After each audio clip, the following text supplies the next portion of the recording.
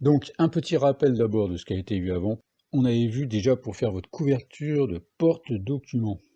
Donc, du graphisme qui peut s'appliquer à n'importe quel document visuel. Pour commencer, avoir une image qui soit pas déformée et de qualité. Donc pour cela, on pouvait faire du HD, du 4K. Et ça, c'était la première chose. On avait vu 4 principales. La deuxième, avoir une palette de couleurs intéressante. Est-ce qu'elle est séduisante, est-ce qu'elle est attractive? Donc voilà des exemples. Voilà la palette de couleurs réduite à son essentiel en partie basse.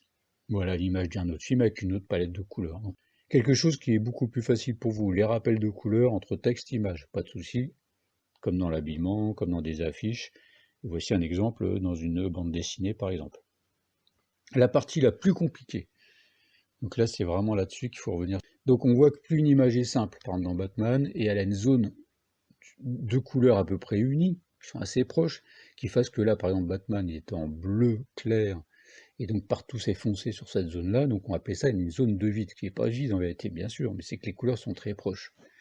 Et donc il faut pouvoir, dès que vous allez chercher vos images, déjà visualiser le format de votre document, parce que ça c'est important, et qu'est-ce que vous allez prendre, et est-ce qu'il y a des zones de vide, et donc tout de suite, comme un radar, chercher, est-ce que je peux mettre un titre, à quel endroit je peux mettre le titre, et donc on voit bien que dans la première image ici, rouge, on peut placer du titre facilement, mais si on regarde par exemple l'autre image, les contrastes sont trop forts, une partie très claire, une partie très foncée, donc ça sera toujours difficile de faire ressortir un texte sans trop de problèmes.